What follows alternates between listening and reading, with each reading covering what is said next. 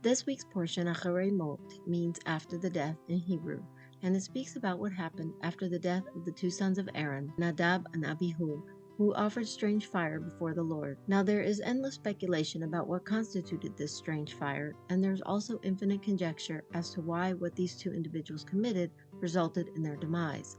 However, I won't be going into that for this video. This particular year, 2024, Parshat Acharei occurred right after Passover or Pesach.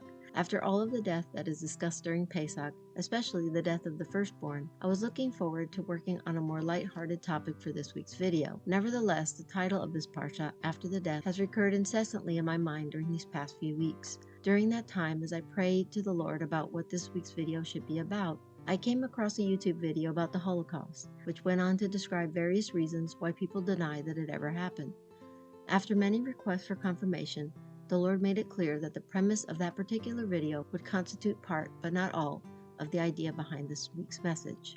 Firstly, for reasons I do not want to delve into right now, I do not like to personally use the term Holocaust to refer to the incident which began in Nazi Germany in the 1930s and lasted well into World War II, with the spread of the Nazi regime throughout Europe. So for the purposes of this video, I will refer to that one singular long-lasting event as the Shoah, which means destruction in Hebrew. The term Shoah will be used from time to time as we proceed through this video.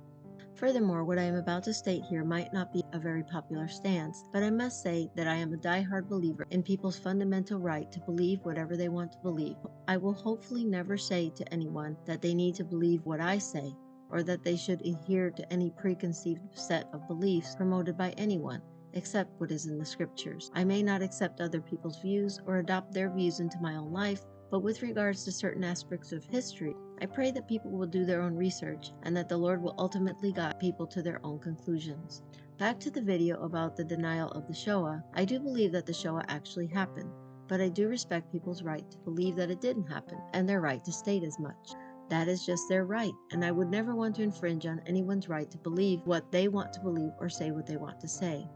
Part of the video that I mentioned a bit ago was exploring whether or not to censor articles and videos from people who are posting online that the Shoah didn't happen, and also limiting their ability to state as such. I firmly believe that infringing on others' rights to believe and speak what they want only leads to totalitarianism, which includes the very sort of thinking that gave rise to the Shoah itself in the first place, and the type of thought process we are trying to avoid if we want to make things better in this world. Instead of quieting people who think differently, I believe we should get to the roots behind why we think the way we do in the first place. And unfortunately, none of us are exempt from prejudice, including myself, as you will soon see in a testimony I will be sharing with you. Also, this video is not going to try to prove whether or not the Shoah took place. There are enough videos and articles out there that can help you if you are not sure about it. That being said, the Shoah, whether you believe it happened or not, is not the first or only time that the Jews were reportedly slated for mass annihilation or elimination from society. For the purposes of this video, we are going to remove the Shoah from the equation, even though we can keep it in the back of our minds as we work towards our goal of understanding and mending the many tremendous rifts that exist among people today. Of course, I am not a historian or a biblical scholar by any means, but there are things we can find through the scriptures and widely known facts from throughout history that can bring certain mindsets to light. I will not read all of these categories aloud, so if you would like to read them for yourself, please feel free to pause the video for each slide. Biblically, historically, England 1290, Spain 1492, Russia 1880s to 1910s, Germany 1933 to 1957. In researching for this video, I discovered that even America is not exempt from past anti-Semitism. USA 1862. For a more complete list, please view the Wikipedia article at the link on your screen. In this section, I also felt led to include a part about anti-Semitism in the church. As I mentioned in the Tribulation Part 2 video, which begins with my explanation of what Messianic Judaism really is, I go on to say that as the first disciples of Yeshua were Jewish, and then the Catholic Church took over and outlawed Judaism and Sabbath-keeping Jews and followers of Yeshua, the Jewish Messiah, a belief that the Jews were responsible for the death of the Messiah became entrenched and made the Jews villains throughout history, even to this day. My family knows from experience that even the mention to Christians of returning to the Torah has made many of them quite angry and they are not willing to accept the idea even for a moment. If only everyone could realize that Yeshua was a Jew. He kept the Torah and wanted all of his followers to do the same. Do not think I came to destroy the law or the prophets. I did not come to destroy, but to fulfill. For assuredly I say to you, till heaven and earth pass away, one jot or one tittle will by no means pass from the law till all is fulfilled. Whoever therefore breaks one of the least of these commandments and teaches men so, shall be called least in the kingdom of heaven. But whoever does and teaches them, he shall be called great in the kingdom of heaven. Currently, I have been told that since the beginning of the Israel-Hamas war in late 2023, public anti-Semitic sentiments are on the rise, even among Christians who appear to be siding with the enemies of Israel. Now again, I am not taking sides because in each dispute there are always two or more sides to every story. The situation is so very complicated, but the part that affects me is that now I am Jewish myself after converting to Messianic Judaism, so anti-Semitism directly affects me and my family. Yeshua said, "Blessed are the peacemakers, for they shall be called sons of God." So this video is my humble attempt to be a peacemaker, and I hope you will stay with me as I attempt to reveal what has been happening and what we can possibly do to heal things, or at least people's understanding, with the ultimate goal of bringing His peace, or shalom, to God's people far and wide so that we can better learn to love one another. I would like to share with you an incident of prejudice, not anyone else's but my own, and how the Lord used this incident to change my life and forever change the way I think about others. If you have already heard me relate this story before, please feel free to skip ahead to the next section, but for those who haven't heard it, I pray it is helpful to you somehow. I really didn't want to share this, but if only one person out there listens to this message and is blessed by it, then it has all been worth it. One day a few years ago, I was working on ministry paperwork on the computer, and as I worked, I was watching, or more like listening to, a 90s YouTube video of my favorite violin concerto by my all-time favorite violinist who happens to be Jewish. The orchestra that performed in that video is from Germany, and the conductor of the orchestra, who will remain nameless, but many of you may guess who he is, looked very intense and angry as he directed the music. Now to be clear, I am not anti-German. I just happen to be part German myself. I am, or was, against certain ideologies, or bigoted against bigotry, like the Nazis and racists, so to speak. As I looked up from my work to see the concerto for a moment, in that split second I looked at the conductor's posture, demeanor, appearance, and angry scowl and thought to myself, he's probably a Nazi.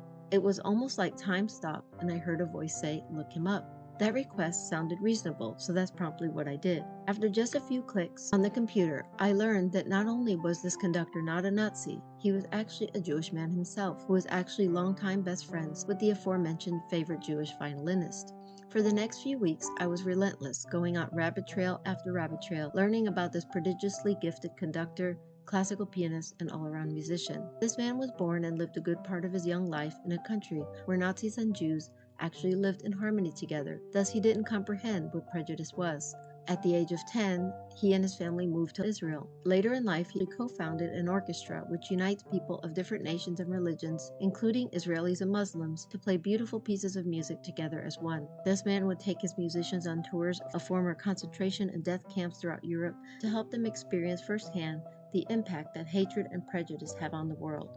I would love to write a letter to this man thanking him for his contribution to humanity and for embodying our Lord Yeshua's "Blessed are the peacemakers." As of today, this gentleman is still alive, and somehow I hope that the Lord shows him, maybe even through this video, how much his life story and the works he has done has impacted my life. And ever since that experience, which has been one of the most eye-opening and impactful moments of my life, and which I will always keep in the back of my mind, I apologize profusely to the Lord. I apologize to this amazing conductor and musician wherever he is, and I am sternly reminded of how blind and wrong I or any of us could possibly be in judging someone else, and to try my very best not to make snap judgments about people ever again. I still mess up from time to time, as we all do, but I pray for improvements in that area of my life every day. Counting the Omer, a spiritual refining.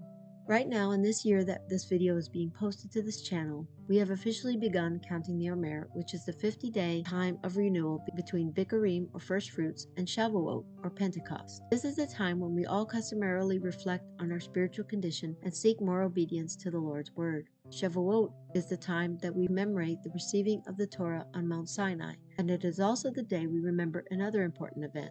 On the day of his ascension, Yeshua told his disciples, "Behold, I send the promise of my Father upon you, but tarry in the city of Jerusalem until you are endued with power from on high." When the day of Pentecost had fully come, they were all with one accord in one place. They were all filled with the Holy Spirit and began to speak in other languages as the Spirit gave them utterance. As we journey through this time leading up to Shavuot, we want to let you all know about a new free Yeshua's Temple app we created to help you count the Omer each year, which includes the daily blessing, the count of each day, and the 50 days of scripture passages that are relevant for our spiritual growth in Yeshua. The link to the app is available on yeshuastemple.com, which will be linked below. The app also includes this month's calendar, so you can see which day we are currently on. This app will only be available during the 50-day counting of the Omer each year, as the Lord is willing. We hope it is helpful. Thank you so much for staying to the end of this video.